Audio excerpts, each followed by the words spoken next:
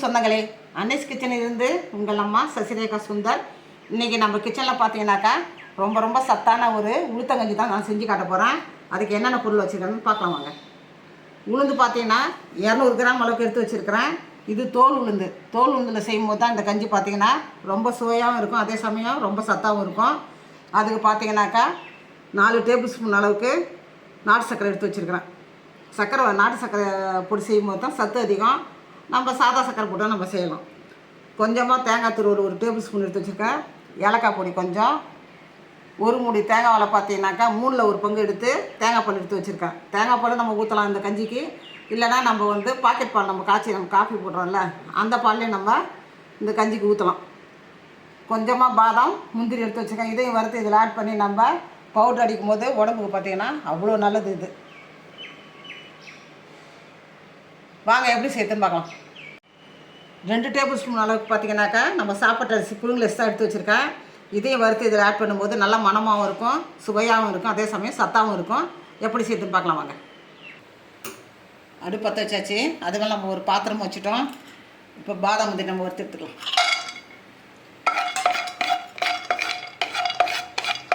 இந்த உளுந்து அரிசி எல்லாத்தையும் பார்த்திங்கன்னா நம்ம வறுத்து எடுத்து தான் நம்ம பவுடர் ஆக்கணும். முந்திரி பாதாம் பார்த்திங்கன்னா லேசாக வறுத்தாச்சு. வேறு ஒரு பாத்திரத்தை மாற்றிக்கலாம். இப்போ உளுந்து வறுத்து எடுத்துக்கலாம். நல்லா கோல்டன் ப்ரௌன் ஆகிற வரைக்கும் அழகாக நல்லா வறுத்து எடுத்துக்கிறது தான். இப்போ பார்த்திங்கன்னா உளுந்து பார்த்திங்கன்னா நல்லா கோல்டன் ப்ரௌன் ஆகிற அளவுக்கு நம்ம வறுத்துட்டோம். நல்லா வாசனை வந்துடுச்சு. இப்போ வேறு ஒரு பாத்திரத்துக்கு மாற்ற வேண்டியது தான். இந்த புழுங்கலரிசியும் வறுத்து எடுத்துக்கலாம்.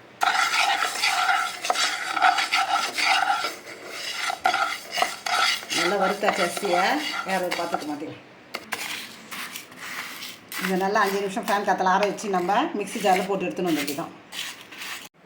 இந்த உளுந்து அரிசிலாம் பார்த்திங்கன்னா நல்லா ஆறி எடுத்து மிக்ஸி ஜாரில் போட்டு நம்ம பவுட்ராக்கி எடுத்துக்க வேண்டியது தான்.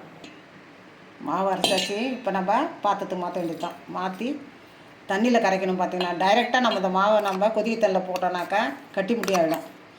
அதனால் நம்ம இதை கரைச்சி தான் ஊற்றணும்.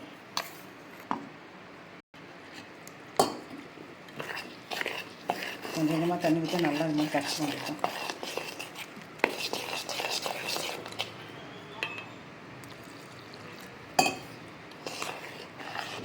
இந்த உளுந்து மாவு பார்த்திங்கன்னாக்கா வாரத்துக்கு ஒரு நாளாவது அரைச்சி நம்ம இந்த மாதிரி நம்ம கஞ்சி மாதிரி காய்ச்சி குடித்தா லேடிஸ் தான் முக்கியமாக நல்லதுன்றார் டாக்டர். பார்த்திங்கனாக்கா டாக்டர் என்ன சொல்கிறாங்கனாக்கா லேடிஸ்க்கு எலும்பு கர்ப்பப்பை எல்லாம் வலுவடையும், எந்த பின் விளைவுகளும் இல்லாத ரொம்ப ஆரோக்கியமான கஞ்சி இது அப்படின்ற சொல்கிறாங்க.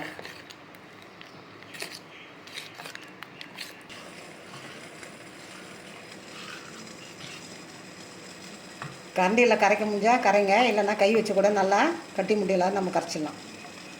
இதே கரைச்சி வச்சுக்கணும். தண்ணி ஊற்றி நல்லா அடுப்பில் பார்த்தீங்கன்னாக்கா 1க்கு 3 மடங்கு நம்ம தண்ணி வைக்கணும். இதில் ஒரு 600 மில்லிக்கு மேலே இருக்கும் பார்த்திங்கன்னா தண்ணி. அப்படி இருந்தால் தான் நம்ம இது ஒன்றா சேரும்போது கஞ்சி நல்லாயிருக்கும். பார்த்திங்கன்னா அடிப்பிடிக்காத கிளறணும். நம்ம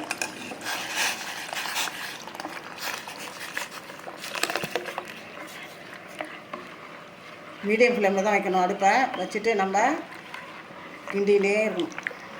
கிண்டிகிட்டே இருந்தால் தான் நம்ம கட்டி முட்டி ஆகாத இருக்கும், அடிப்பிடிக்காது. கஞ்சி பார்த்திங்கன்னா நல்லா கொதிச்சுட்டு நல்லாவும் வெந்துடுது. இப்போ பார்த்திங்கன்னா நம்ம இந்த நாட்டு சர்க்கரையை ஆட் பண்ணிக்குவோம். இப்போ அடுப்பை பார்த்திங்கன்னா நம்ம லோ ஃப்ளேமில் வச்சுக்கிட்டு நாட்டு சர்க்கரையில் பார்த்திங்கன்னா மண்ணோ தூசை எதுவுமே இருக்காது, நல்லா க்ளீன் பண்ணியிருக்கோம். அதனால் நம்ம அப்படியே ஆட் பண்ண வேண்டியது தான். இதை உங்களுக்கு எப்படி ஸ்வீட் தேவையோ அதுக்கு தகுந்த மாதிரி ஆட் பண்ணிக்கோங்க. நான் 1/2 கப் போட்டுக்கேன்னா எங்களுக்கு போதும். பாதி ஸ்வீட்டாக இருந்தால் கூட எங்களுக்கு போதும். இப்போ ஒரு கொதி வந்ததும் பார்த்திங்கனாக்கா நம்ம தேங்காய் துருவல் ஆட் பண்ணிக்குவோம்.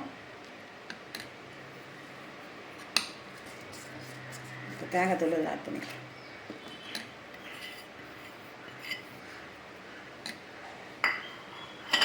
முக்கியமாக பார்த்திங்கன்னா லேடிஸ் தான் அவ்வளோ நல்லது. அதே சமயம் குழந்தைங்களுக்கும் கொடுங்க.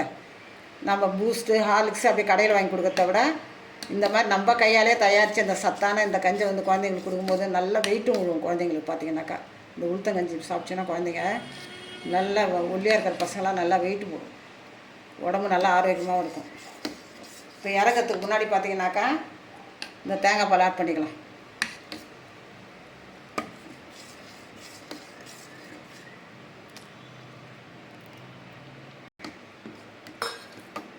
நீங்கள் இது பாக்கெட் பால் கூட நீங்கள் யூஸ் பண்ணிக்கலாம். பார்த்தீங்கன்னாக்கா அதை காய்ச்சி நல்லா இதில் ஆட் பண்ணிக்கலாம்.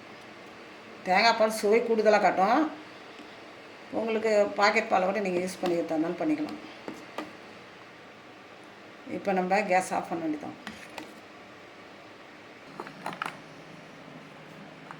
ஏலக்காய் பொடி பார்த்திங்கன்னா கொஞ்சமாக போட்டுக்கலாம். எங்கள் வீட்டில் ரொம்ப யாரும் விரும்ப மாட்டாங்க, அதனால் நாங்கள் ரொம்பவே ஏலக்காய் பொடி சேர்க்க மாட்டோம். பிடிக்கிறவங்க நல்லா தாராளமாக போட்டுவாங்க. ஸ்வீட்டும் பார்த்திங்கன்னா இது கம்மியாக இருக்கிற மாதிரி தான் நீங்கள் கூட சேர்த்துக்கோங்க. நாட்டு சர்க்கரை தான் ரொம்ப உடம்புக்கு நல்லது. வெள்ளை சர்க்கரையை விட நாட்டு சர்க்கரை ரொம்ப நல்லது பார்த்திங்கன்னா உடம்புக்கு. நம்ம அன்னஸ் கிச்சனில் பார்த்திங்கன்னா இன்றைக்கி கருப்பு உளுந்து வச்சு தான் நான் கஞ்சி செஞ்சு காட்டியிருக்கேன். இது ரொம்ப ரொம்ப சத்தான கஞ்சி. பார்த்தீங்கன்னாக்கா நீங்கள் வாரம் ஒரு தடவை கண்டிப்பாக செய்யணும். லீவு நாளில் செஞ்சிங்கன்னா தான் குழந்தைங்களுக்கு கொடுக்கலாம். நம்ம லேடிஸ்க்கும் குழந்தைங்களுக்கும் ரொம்ப ரொம்ப முக்கியம். பார்த்தீங்கன்னாக்கா இது நம்ம எப்போயுமே நம்ம கவனிச்சிக்கிறதே கிடையாது. பார்த்தீங்கன்னா வீட்டில் இருக்கவங்களுக்கெல்லாம் செஞ்சு சாப்பாடு கட்டி கொடுத்துட்டா கூட மிச்சம் மீதியை வாயில் போட்டுக்கிட்டு அன்னை பொழுதை கழிச்சிடுவாங்க. பார்த்தீங்கன்னா லேடிஸு அந்த மாதிரி இல்லாமல் நம்ம கவனிச்சா தான் நம்ம அவங்கள கவனிக்க முடியும். அதனால் சத்தான இந்த கஞ்சை வாரத்துக்கு ஒன்றா நம்ம செஞ்சு பார்த்து வீட்டில் இருக்க எல்லோரும் சாப்பிட்டு உடம்பு நல்லா ஆரோக்கியமாக வச்சுக்கோங்க. செஞ்சு பார்த்துட்டு எனக்கு கமெண்ட்ஸில் சொல்லுங்கள். லைக் பண்ணுங்கள், ஷேர் பண்ணுங்கள், கமெண்ட் பண்ணுங்கள். மறக்காமல் என்னுடைய அன்னஸ் கிச்சனுக்கு சப்ஸ்கிரைப் பண்ணுங்கள். தேங்க்யூ.